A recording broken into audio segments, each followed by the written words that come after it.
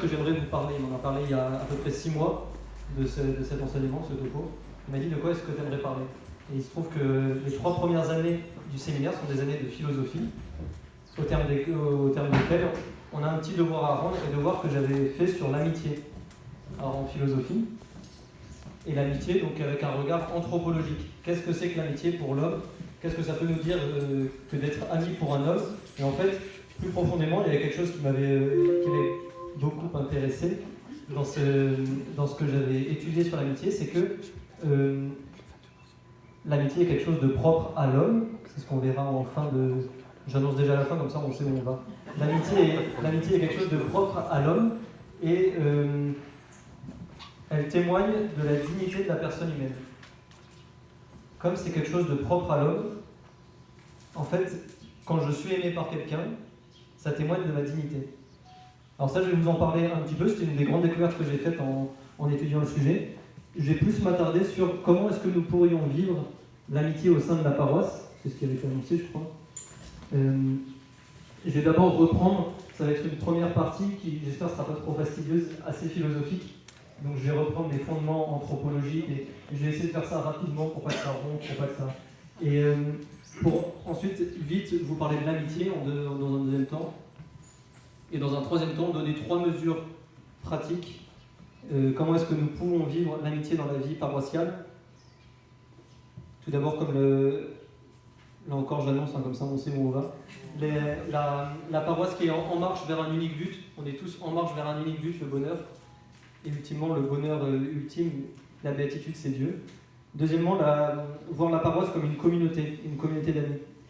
On va voir qu'est-ce que ça implique et puis qu'est-ce que ça exige aussi.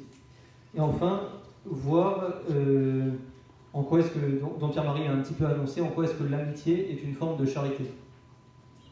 Vous aurez peut-être l'impression que je me répète à certains moments. Si vous voulez, on a une boule multifacette et puis on regarde les différentes facettes. Donc forcément, le centre à chaque fois c'est l'amitié. C'est pour ça que vous aurez peut-être cette impression-là.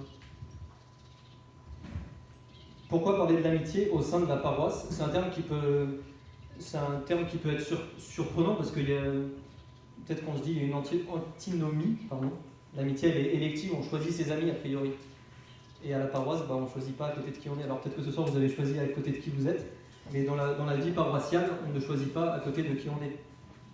André nous avait fait des plans de table ce soir, on n'a pas choisi à côté de qui on était. Donc là, est-ce qu'il n'y aurait pas une antinomie en fait? Est-ce que notre amitié, l'amitié au sein de la paroisse, qu'est-ce que ça veut dire? Ça, c'est la première chose. La deuxième chose, il peut y avoir 2 approches assez actuelles de la paroisse et de l'Église en général, 2 visions qu'on a, et notamment une qui est une démarche très individuelle. Disons que c'est dans l'air du temps, c'est très contemporain comme façon de penser, accomplissement personnel. Ma foi, c'est avant tout un accomplissement personnel. Et donc les amis, les paroissiens, dans cette histoire-là, ils n'ont pas trop leur place. En fait, ce que j'aimerais que nous arrivions à prendre conscience ce soir, c'est combien la foi, justement, c'est pas une histoire d'accomplissement personnel. Parce que déjà, la foi, elle est centrée non pas sur moi, mais sur Dieu. Et puis combien est-ce que, c'est ce que je vais vous dire à la fin, on fait route ensemble. Il y a une deuxième, il y en a peut-être, alors là il y en a d'autres qui disent non mais moi je me dis rien de tout ça. Peut-être aussi qu'il y en a pour qui c'est évident. C'est évident que la paroisse c'est une communauté d'amis. C'est évident qu'à Alpha c'est une communauté d'amis. Et dans ce cas-là, il faut aussi prendre garde qu'une vraie charité, elle n'oublie jamais Dieu. Une vraie charité, il y a toujours Dieu au centre. Donc là j'ai un peu posé les bornes et puis après on va avancer, j'essaie de ne pas prendre trop de temps. Voilà. Donc vous l'avez compris, l'intérêt, là ce que je vais faire, c'est pas tant interroger ce qu'est la paroisse, mais en fait la paroisse elle devrait plutôt être comme ceci pour correspondre aux amitiés. Non, c'est qu'est-ce que c'est que l'amitié en fin de compte? Comment est-ce que j'aime? Comment est-ce que mon amour s'exprime pour les autres? Et ultimement, qu'est-ce que c'est qu'un homme? Pourquoi est-ce qu'un homme aime-t-il? C'est pour ça que je vais faire toute une première partie qui va être assez, j'espère pas trop théorique, mais qui va être assez philosophique sur l'homme. Parce que sans cette partie, c'est un peu les fondations. Après, on peut mettre toutes les pierres qu'on veut. Si on n'a pas de fondation, les pierres, elles servent à rien. L'homme, c'est la première chose dont je vais vous parler. L'homme, c'est un être qui est capable d'aimer. On va voir ça. Peut-être, quand on se dit ça, il faut toujours avoir à l'esprit, est-ce que les animaux, eux, sont capables d'aimer? On va voir que c'est pas le même amour. Si on veut, il y a un amour chez les animaux, mais c'est pas le même amour du tout. En effet, quand on regarde, c'est quelque chose qui était très commun à l'époque médiévale. Beaucoup de ce que je vais vous dire, ça vient de saint Thomas d'Aquin, c'est dont Pierre-Marie vous en parle souvent, enfin de temps en temps en sermon. Saint Thomas d'Aquin, donc, qui est un grand penseur, un grand philosophe et théologien de l'époque médiévale, du Moyen-Âge. Lui, quand il considère le monde, quand il regarde le monde, il part du réel, et puis il se dit, bon, quand j'observe dehors, je vois des minéraux, des végétaux, des animaux, disons l'univers sensible, des hommes, et puis il y a des choses que je ne vois pas, c'est les anges et puis ultimement Dieu. Ce qu'il voit, il voit une hiérarchie dans les êtres. Si je vous dis ça, c'est pas juste pour vous dire, chouette, on a vu qu'il y avait une hiérarchie dans les êtres, il y a un ordre, Dieu a bien fait les choses, non. C'est aussi pour nous dire, en fait, notre amour, forcément, il va s'exprimer différemment selon les personnes à qui je m'adresse dans cette hiérarchie. Ça, il faut bien que nous l'ayons à l'esprit, c'est quelque chose qui n'est pas commun. La dernière fois, au presbytère, il y a un journaliste qui est passé, vous savez, pour faire le reportage sur France 3, et puis on a discuté un petit peu avec lui à table. Il nous disait, mais vous savez, j'ai vu un reportage extraordinaire, on voit les singes, des bonobos ou des chimpanzés ou je ne sais plus quoi, qui font, on les voit faire des choses extraordinaires. En fait, il n'y a pas de différence entre le singe et l'homme. Oui, moi j'ai pas encore vu de chimpanzés faire de reportages sur les hommes. Ça, j'attends de le voir. Vous voyez, il faut bien qu'on ait à l'esprit il y a des distinctions, c'est pas à la mode. Aujourd'hui, un peu, on a tendance, notamment dans le monde de l'homme, on sait plus trop ce qu'est l'homme, avec d'un côté les intelligences artificielles, et puis de l'autre côté, on attache énormément d'importance aux animaux. Je pense que même pour respecter les animaux de façon juste, il est important de savoir se situer dans cette hiérarchie. Je vais aller plus vite parce que sinon on est pour la soirée. L'amour, donc chaque être, chaque marche de l'escalier, si on veut, aime d'une façon qui lui est propre. Disons, par exemple, le minéral, la pierre, sa façon d'aimer, ce vers quoi elle est attirée. L'amour, c'est ça, c'est une passion. La définition de l'amour, c'est une passion, c'est quelque chose, disons, c'est une tension, je tends vers quelque chose, comme un appel. L'appel de la pierre, c'est le repos, disons, c'est la gravité. L'appel du végétal, lui, ça va être la croissance. L'animal, il va déjà avoir quelque chose de plus évolué, il va y avoir un amour sensible, c'est-à-dire que le chien, il va choisir tel os plutôt qu'un autre, si on veut. On voit ça dans Tintin, parfois on voit les images avec le petit ange là et le petit diable. Et le chien, il choisit tel os plutôt qu'un autre. L'homme, lui, il va aimer de façon, disons, il va rechercher son repos comme la pierre, mais il va aussi aimer de façon sensible, et il va aussi aimer de façon intellectuelle. L'homme est un animal qui a une raison. Une raison, quand on dit que l'homme est un animal rationnel, ça ne veut pas dire, justement, c'est l'histoire de mes singes là, ça ne veut pas dire que l'homme est capable de faire des choses extraordinaires avec sa pensée, non. Ça veut dire qu'il est capable de revenir sur ce qu'il fait. C'est-à-dire, il dit, là je suis en train de parler à 90 personnes, et il arrive à dire, je suis en train de penser que je suis en train de parler à 90 personnes. Ça, le singe, il ne sait pas le faire. Tout ça, encore une fois, c'est les fondements, je vais essayer de ne pas être trop long. Donc, tout ça pour vous dire, l'amour que l'homme peut avoir pour un animal, ou qu'un animal peut avoir pour un autre, ne sera jamais le même que l'amour que l'homme peut avoir pour un autre homme, puisqu'il y a cette dimension rationnelle. Et puisqu'on va le voir, on aime forcément en correspondant à ceux qu'on aime. Je ne sais pas si c'est à peu près clair, je vois certains visages, si ça va. Ce que disait Don Pierre-Marie vendredi dernier en sermon aux jeunes de l'aumônerie, il disait un chat peut aimer une souris. En général, c'est jamais très sympa pour la souris. Et j'espère que nous, il n'en est pas autant pour nos amis. En français, on a cette ambiguïté du terme aimer, on a un seul mot. Pour ceux qui viennent d'autres pays, je pense à l'Allemagne, à l'Angleterre, l'Italie aussi un peu, je crois. Il y a des mots, les mots sont plus variés. On a 2 voire 3 mots dans certaines langues. Ou aimer, on n'aime pas de la même façon qu'on aime une personne ou qu'on aime quelque chose qu'on va manger, quoi. C'est pas les mêmes termes. En français, malheureusement, on a cette pauvreté de la parole. Donc, l'homme, en guise de petit résumé de ce que je viens de vous dire, l'homme aura toujours, disons, les 3 degrés de l'amour, c'est-à-dire un amour qui est de l'ordre du végétatif, parce qu'effectivement, il y a une part de cellulaire en nous, de végétal, si on veut, au niveau scientifique, qui est d'engendrer, de croître, de s'alimenter. C'est des inclinations qui sont dans l'homme, et c'est la tension de l'homme.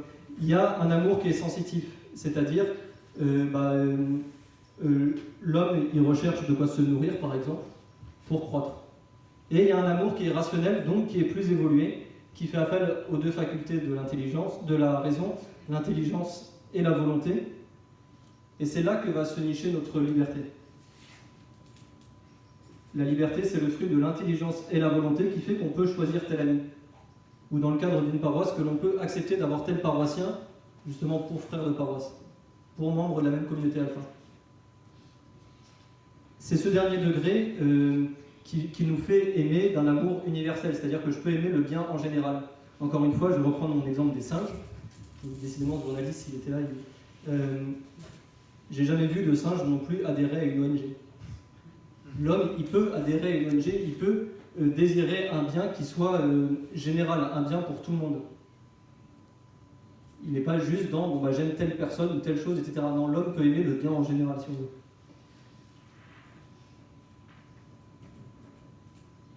Ouais. Je vais en venir rapidement à ma deuxième partie sur l'amitié, quelque chose de là. Donc là, on a posé les fondements. J'espère que vous n'avez pas trop perdu. Maintenant, ça va être plus concret. D'expérience, plutôt historiquement, les philosophes ont distingué 3 degrés d'amitié différents. Et alors là, ça va être très concret, et je pense qu'on va tous s'y retrouver. On aime les autres par besoin. Il y a des amis qui sont des amis de besoin. C'est la personne, quand j'ai un pépin, je l'appelle. Et malheureusement, souvent, c'est que ça. On peut aimer des amis par plaisir. En fait, aimer des amis par plaisir, c'est-à-dire que ça m'apporte quelque chose, ça m'apporte du bien. Ça, c'est le propre de la mondanité. La mondanité, j'aime bien quelqu'un parce qu'en société, il va m'apporter du bien, il va satisfaire le regard que les autres portent sur moi, enfin, ça va me satisfaire plutôt. Donc j'aime quelqu'un juste pour encore une fois, l'amour est centré sur moi plutôt que sur l'autre. C'est-à-dire qu'en fait, je m'aime à travers l'autre. Là, le premier degré, j'aime par besoin, donc c'est juste que ça m'apporte des choses. J'aime par plaisir, encore une fois, ça m'apporte quelque chose d'autre. Et il y a un troisième degré, et alors là on change totalement de vision, c'est plus centré sur moi, c'est un amour qui est centré sur l'autre. Je l'aime gratuitement pour ce qu'il est. Là on va rentrer dans quelque chose de beaucoup plus concret. Quel est mon attachement, quel est mon amour pour la paroisse? Est-ce qu'en fait la paroisse est quelque chose dont j'ai besoin? Est-ce que la paroisse est quelque chose qui me fait plaisir? Ou est-ce que la paroisse est quelque chose que j'aime gratuitement, dans ses richesses et dans ses faiblesses? C'est exactement, à plus grande échelle, le même regard que je vais porter sur l'Église. Je ne pense pas qu'il faille voir ça moralement bien, pas bien, mais juste le nommer. Savoir en fait quel est mon attachement à la paroisse. De la même façon, Jésus-Christ. Jésus-Christ, est-ce que je l'aime parce que j'en ai besoin? Pourquoi vous croyez, madame? Vous savez, moi, ça me fait du bien de croire. Ouais, d'accord. Est-ce que en fait tu aimes Jésus-Christ là? Est-ce que vous aimez Jésus-Christ, madame? Est-ce que Jésus-Christ, je l'aime parce que ça me fait plaisir? Ou est-ce que je l'aime pour ce qu'il est? Il y a une grande différence qui se joue là. Est-ce que j'aime Jésus-Christ parce que je pense vraiment qu'il est la vérité? Parce que ce qu'il m'a enseigné, c'est la vérité et que c'est digne d'un amour dans lequel je ne suis même pas inclus? Je l'aime pour ce qu'il est, pour la vérité? Ou est-ce que en fait je l'aime juste parce qu'il me permet d'avoir une place au sein d'une communauté, parce qu'il me permet... Vous voyez bien la distinction. Les 2 premiers, besoin, plaisir, on est centré sur soi. Le troisième, on est centré sur l'autre.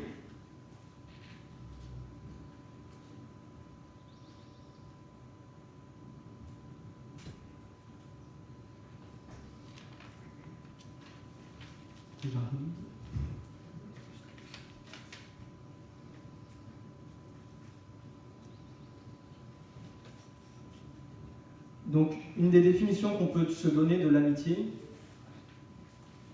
l'autre est un bien que je choisis librement. On a vu, l'homme, je l'ai vu assez rapidement, pour ne pas vous perdre, l'homme, il y a ces 2 facultés, l'intelligence et la volonté, qui lui permettent de choisir le bien. Je vais aimer tel bien plutôt qu'un autre. Je vais discerner quel est tel bien pour moi plutôt qu'un autre. L'amitié, c'est choisir l'autre qui est un bien pour moi et je le choisis librement.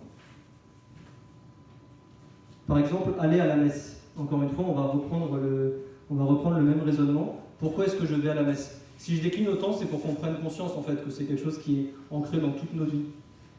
Est-ce que je vais à la messe parce que j'aime me retrouver avec les autres? Attention, là c'est centré sur qui? La première personne que j'ai employée, c'est le jeu. Parce que j'aime me retrouver avec les autres. Ou est-ce que je vais à la messe? Il y a cette question, pourquoi est-ce que vous allez à la messe? Je ne l'ai pas beaucoup posée, mais il y a une réponse que j'ai jamais entendue, c'est pour rendre un culte à Dieu. La messe, il y a aussi cette dimension-là, je rends un culte à Dieu. Parce qu'en fait, Dieu est infiniment bon, infiniment au-dessus de tout, et qu'il mérite qu'on lui rende ce culte. Malheureusement, c'est une réponse qu'on n'entend pas souvent. Là encore, il ne faut pas être dans une histoire de bien, pas bien, je vais essayer d'atteindre ce truc. Non, c'est juste savoir en fait où j'en suis dans ma relation à Dieu, dans ma relation au Christ, dans ma relation à l'Église, dans ma relation à la paroisse. Le fondement de l'amitié, donc c'est ce que je viens de vous exprimer, c'est l'autre en général, et plus profondément, si on creuse un peu là, c'est pas l'autre en tant que tel qui m'intéresse. Si le Christ m'intéresse, c'est parce qu'il est le bien, parce qu'il est la bonté. En fait, ce que je recherche dans une amitié humaine, là j'ai pas mal parlé de l'amitié divine, ce que je recherche, alors même si le Christ est un homme, ce que je recherche dans l'amitié humaine, c'est le bien que je veux faire avec l'autre. J'aime l'autre gratuitement, malgré ses faiblesses, avec ses richesses, parce que je sais que, malgré tout ça, et avec tout ça, je peux faire du bien avec lui. Il y a, là encore, alors j'aime bien les gradations, on peut voir qu'il y a différents types de biens, et en fait, ces types de biens que je partage avec les autres vont qualifier aussi d'une certaine façon mes amitiés. Pour des hommes, le bière, foot, pizza, c'est une forme de bien. Je passe du temps gratuitement avec quelqu'un, bière, foot, pizza. Je peux aussi passer du temps gratuitement avec d'autres personnes en faisant une randonnée. Là, on voit que c'est un bien qui est plus porté vers le beau, qui est plus porté vers quelque chose de plus haut. Et il y a quelque chose d'encore... là, on est encore, si on veut, dans une forme de plaisir. Il y a quelque chose qui est encore plus beau. Par exemple, c'est surmonter la maladie ensemble. Vous voyez, on peut rechercher différents types de biens avec les personnes. Et là encore, je pense que c'est important de voir dans mes amitiés, ici sur Terre, mes amitiés humaines, quels sont les types de biens que j'ai envie de partager avec les autres. Je vous dis ça parce qu'on verra que comme ça je l'annonce, on verra que l'amitié que je partage avec les autres personnes de la paroisse, l'amitié que je partage avec les autres chrétiens, en fait, c'est une amitié qui se vit en Dieu, qui se vit avec Dieu. L'amitié, c'est de passer du temps avec Dieu ensemble, si on veut. C'est ça la communauté chrétienne. Accepter d'une certaine façon la communion des saints, on passe du temps ensemble et on sait qu'on est en lien avec Dieu. On voit les différents types de biens. On est bien loin, en fait, la passion amicale, lui il me revient, lui il me revient pas. Et ça, c'est quelque chose qui est très présent. Par exemple, si je parle à des jeunes de l'aumônerie, souvent à cet âge-là, c'est comme ça que ça se passe, et puis c'est normal. Mais nous aussi, il faut qu'on fasse attention. En fait, ultimement, l'amitié, elle est faite pour rechercher le bien. C'est pas juste une histoire de ça me va ou ça me va pas. Si je suis centré sur l'autre, je recherche le bien avec l'autre. Ce que je recherche en l'autre et à vivre avec l'autre, c'est le bien, ce qui est bien, et donc d'une certaine façon vivre de la vertu ensemble. Et c'est là où on voit une des petites sœurs de la vertu, c'est la vérité. Est-ce que je suis dans une situation, ça c'est quelque chose dont vous avez tous fait l'expérience, est-ce que ma relation est juste sincère avec mon ami, ou est-ce qu'elle est vraie? Une situation sincère, c'est juste, je lui dis, ouais, bah, si t'es heureux comme ça, c'est quelque chose qu'on entend souvent, ça, si t'es heureux comme ça. Parfois c'est blessant quand on rentre au séminaire, quand tu sais, si t'es heureux comme ça, sympa. Non, en fait, la vérité c'est, tu rentres au séminaire, ouais, ça me plaît pas. Tu rentres au séminaire, ouais, ça me plaît. Là, on est tout de suite, on passe un cap, vous voyez. On est dans l'ordre de la vertu, c'est-à-dire l'autre, je pense qu'il fait quelque chose de mauvais pour lui, ou je pense qu'il fait quelque chose de bien pour lui, je vais lui dire. On recherche la vérité les uns avec les autres. Parce que, encore une fois, on l'a derrière nous, la vérité, c'est Jésus-Christ. Hein. C'est ce qu'on a dit maintes et maintes fois pendant le parcours alpha, je suis la vérité, le chemin et la vie. Donc sortir de la sincérité pour passer à la vérité. Quelque chose qui est très présent, ça, dans la vie de couple. En fait, on peut vivre en couple en restant sincère. Est-ce que je suis dans une recherche commune de la vérité, ou est-ce que je suis dans une recherche commune, justement, qui n'est pas commune, qui est plutôt égoïste? Et ça, je vous l'ai annoncé, c'est quelque chose qu'on retrouvera dans la vie paroissiale. Une dernière chose sur l'amitié que l'on peut souligner. Là, j'ai beaucoup parlé du fait d'aimer les autres. Et je vous l'ai annoncé aussi, il y a quelque chose d'extraordinaire dans le fait d'être aimé. Ça, je pense que beaucoup d'entre vous en ont fait l'expérience à Alpha. Se sentir aimé de Dieu, c'est un honneur parce que on voit avec les 3 distinctions là qu'on a vues avant, est-ce que Dieu nous aime par plaisir? Non, en fait, il n'a besoin de rien. Est-ce que Dieu nous aime par besoin? Non, Dieu n'a besoin de rien. Dieu, s'il nous aime, lui, il se suffit à lui-même. Hein. Quand il crée le monde, Dieu, il crée juste par bonté. Si Dieu même, en fait, c'est juste gratuitement. Ça, c'est quelque chose dont vous en avez tous fait l'expérience, et c'est pour ça que je le rappelle. Il y a quelque chose d'extraordinaire à être aimé par les autres. Et c'est là où je vous avais parlé de dignité de la personne humaine, c'est un gros mot que l'Église emploie souvent, la dignité de la personne humaine, pour dire qu'en fait, un homme, ça n'a rien à voir avec toutes les autres créatures. Dans mon échelle, là, que je vous ai fait au début, il y a le minéral, le végétal, le sensible, et en fait, c'est pas la marche qui suit l'homme. Et si on veut, il faut passer 5 ou 6 barreaux, 5 ou 6 marches. Il y a une dignité qui est infiniment supérieure à tout le reste de la création. Je ne sais pas si vous vous souvenez, dans le texte de la Genèse, Dieu ne dit pas que cela était bon quand il crée l'homme. Il dit que cela était très bon. L'homme n'est pas juste un maillon en plus de la chaîne, il est quelque chose d'au-dessus.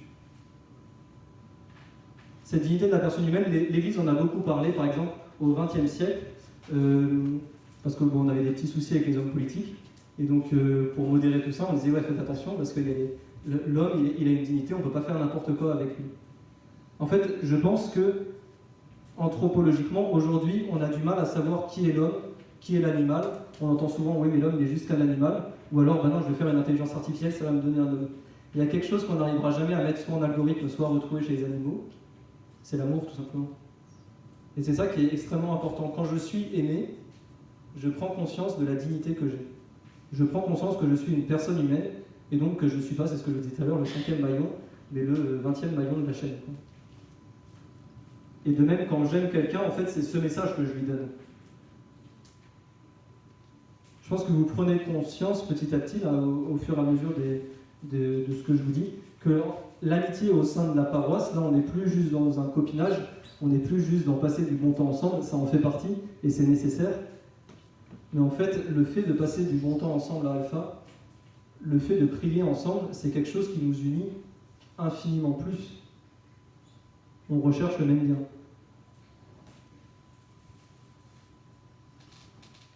Je vais maintenant essayer de vous donner trois applications, 3 modalités, c'est ma boule multifacette là du début, 3 regards sur l'amitié qu'on peut poser au sein de la paroisse, des choses un peu plus pratiques.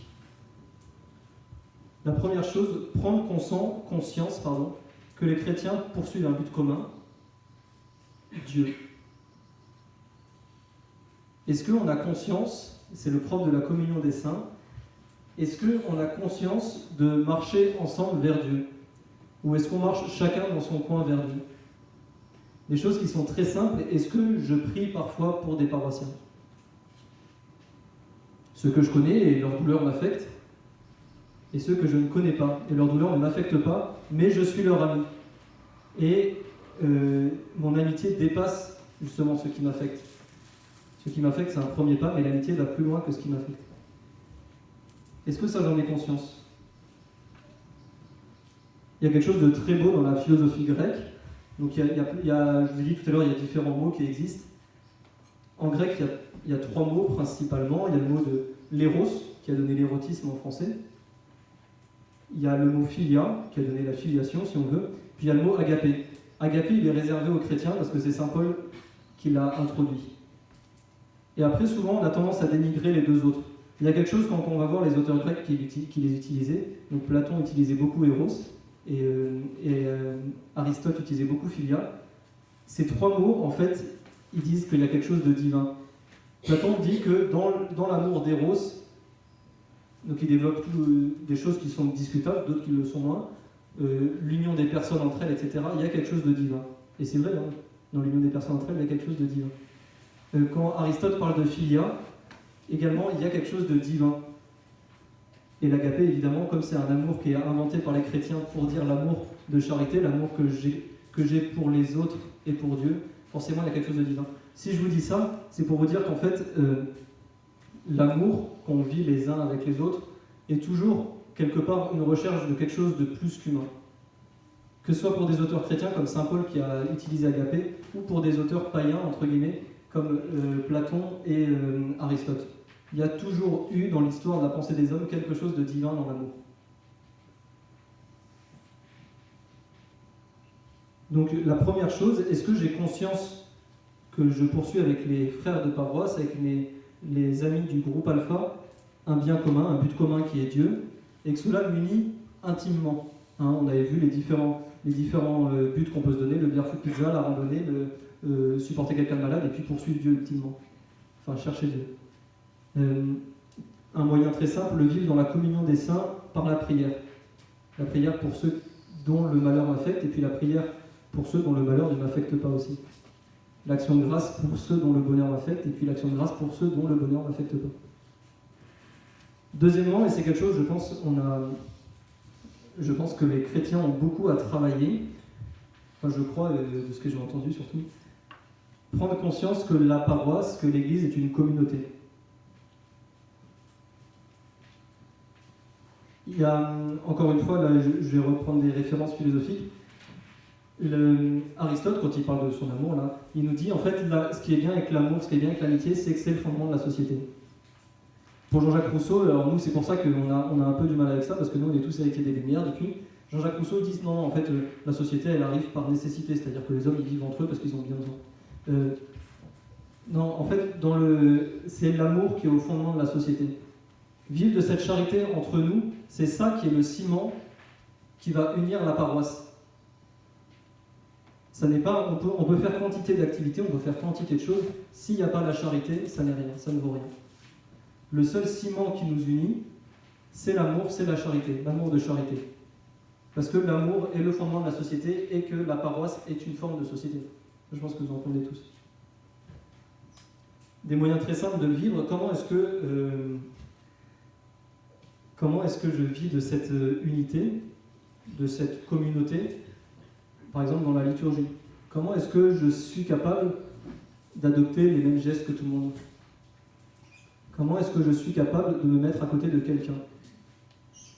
Souvent, quand on voit depuis le chœur à Saint-Étienne, alors il y a les 3 premiers bancs qui sont réservés mais qui ne sont jamais pris, parce qu'il n'y a jamais personne dessus. Et puis après, il y a les bancs qui suivent, et c'est un peu le bruit vert. Comment est-ce que je suis capable, en fait, de prendre conscience de la charité qui unit la communauté paroissiale, et en fait, qui fait que ces bancs, c'est plus des gruyères, mais que c'est un fromage blanc, c'est une pomme de chèvre. Il y a aussi autre chose, un prêtre de la communauté qui a qui est en lien avec un imam, notamment sur sa paroisse, à côté de Lyon, il me disait il y a quelque chose d'extraordinaire quand on va dans une mosquée. C'est que, bon alors ce qui n'est pas extraordinaire, c'est que les hommes et les femmes sont séparés, ça c'est pas extraordinaire. Mais il fait que tous les hommes ont très vite le sentiment de faire partie d'une seule communauté, parce qu'ils se mettent pieds nus, et ils ont les doigts de pied les uns. Enfin, ils ont leurs doigts de pied les uns contre les autres, quoi. Et en fait, le fait d'être même un contact physique, ce contact physique unit les gens. Le but, c'est pas de rechercher la communauté pour la communauté. Le but, c'est pas de se dire, bon, on va prendre telle mesure pour que comme ça, on soit bien entre nous. Non, c'est de prendre conscience qu'en fait, ma charité, elle m'amène à vivre une relation de communauté avec les autres. Pourquoi est-ce qu'on n'aurait pas, entre chrétiens, des gestes significatifs, par exemple, pour se saluer? Pas des gestes secrets, des gestes significatifs. Vous voyez, nous, au sein de la communauté Saint-Martin, on se fait l'accolade. Et pourquoi? Parce qu'en fait, notre charité, ce qui nous anime, l'amour de Dieu qui est en nous, pourquoi est-ce qu'on ne le vivrait pas aussi par des gestes significatifs comme ça? Un troisième point, donc le premier, c'était prendre conscience que nous cheminons tous vers le même but. Le deuxième, c'était prendre conscience que nous sommes une communauté. Le troisième, c'est prendre conscience tout simplement que l'amour que l'on peut se témoigner les uns envers les autres, que l'amitié que l'on peut se témoigner les uns envers les autres, c'est une forme de charité. Certes, je ne choisis pas mes frères paroissiens. Je dis volontairement frères parce que je pense que là, on entendait, je peux dire frère. Je ne choisis pas mes frères paroissiens. Il y a quelque chose qui est assez amusant au séminaire, amusant ou si on veut. Les 15 premiers jours, je n'ai pas choisi mes frères séminaristes. Et alors on se regarde comme ça. Ah bah mince, je vais passer 8 ans avec eux. Et effectivement, on ne s'est pas choisi. Est-ce que les apôtres se sont choisis eux? Non, ils ne se sont pas choisis non plus. Et même, on va voir qu'il y en a qui vont même, à un moment, ça va se brouiller un peu leur relation. On voit ça dans les actes des apôtres. En fait, le fait que je poursuive un bien plus grand dépasse ces simples dispositions humaines, ces atomes crochus. Saint Thomas, dont je vous ai parlé tout à l'heure, la première question qu'il se pose, quand il définit les vertus les unes après les autres, donc foi, espérance, charité, il finit par la charité. Première question qu'il se pose sur une cinquantaine, première question sur la charité, est-ce que la charité est une amitié? C'est amusant, j'étais surpris de trouver ça. La définition de l'amitié selon saint Thomas, c'est la définition de la charité selon saint Thomas, c'est une amitié envers Dieu ou envers l'autre. En fait, justement, est-ce que Dieu, quand il me donne tel frère paroissien avec qui je vis, avec qui je partage des moments alpha, à côté de qui je suis à la messe, et qui a des pauvretés, est-ce que Dieu ne m'invite pas justement à l'aimer dans ses pauvretés? Est-ce que c'est pas justement ce que le Christ a fait pour nous, nous aimer dans nos pauvretés gratuitement? Il y a quelque chose de... À vivre cette amitié paroissiale, on prend conscience de la profondeur de tout ce que ça implique, mais c'est aussi ce à quoi nous invite Dieu. Ultimement, en fait, c'est un peu la trame de fond de tout ce que je vous ai dit là. Ultimement, tout ce que je vous ai dit sur la charité, sur l'amitié, comment est-ce que je me situe à l'égard de la paroisse? Est-ce que je suis acteur? Est-ce que je prends part? Est-ce que je nourris la vie paroissiale? Je la nourris comme un ciment, comme un ferment? Ou est-ce que je suis consommateur? On avait vu, j'ai commencé par ça, il y a 3 façons d'aimer. Les 2 premières qui sont centrées sur soi, je suis consommateur. Et la dernière qui est centrée sur l'autre, je suis acteur de l'amour. Par les questions que je vous ai posées tout à l'heure et que je me suis posées également, en préparant ça, j'ai beaucoup aimé, ça m'a permis de me poser toutes ces questions. Mon amour pour Jésus, est-ce que je suis consommateur ou est-ce que je suis acteur? Est-ce que je consomme du Christ? Ou est-ce que je suis acteur dans ma relation au corps du Christ qu'est l'Église? C'est tout un en fait, tout ça c'est lié, le Christ c'est l'Église, Saint Paul le dit, le corps du Christ c'est l'Église. Et ma relation à Jésus, consommateur ou acteur, elle retourne directement sur ma relation au corps du Christ qu'est l'Église. Comme il est coutume à la fin des topos alpha, alors j'ai pas fait la blague au début, je me suis dit, il y a 2 textes que je vais vous lire. Je vous invite, c'est ce que j'ai vécu quand j'ai fait alpha, à fermer les yeux et à les entendre justement à l'aune de tout ce qui vient d'être dit. Le premier,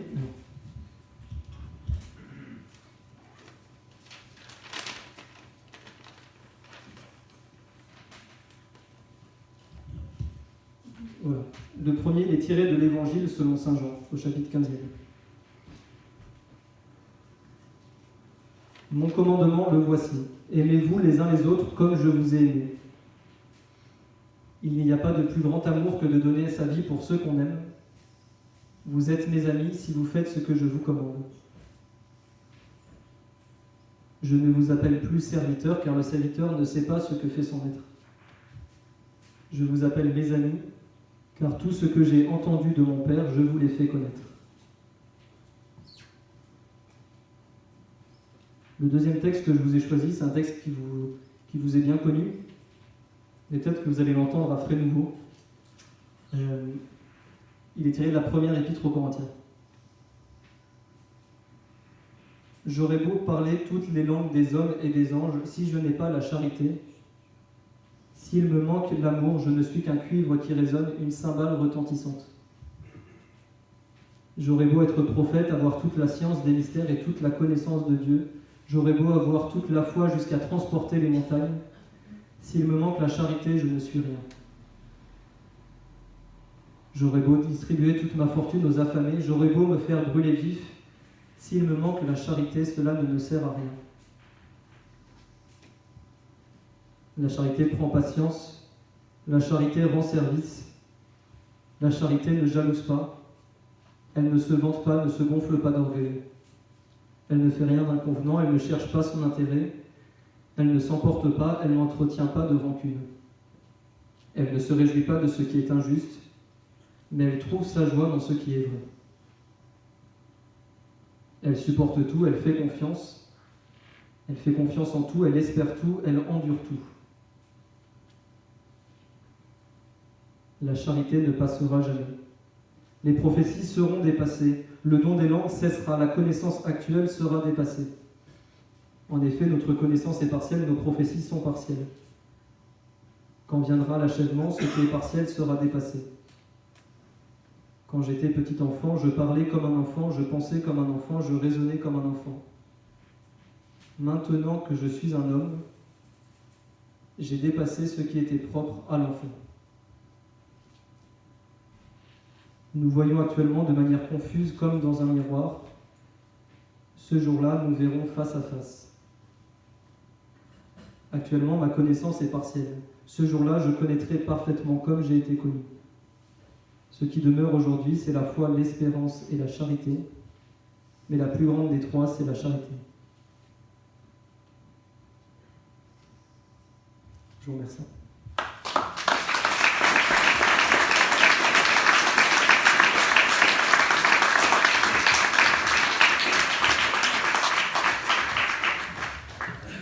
Merci Louis, merci beaucoup. Je suis toujours impressionné parce que je me dis, je ne sais pas si j'aurais été capable, après 3 années, je vais couper ça parce que ça n'a aucun intérêt.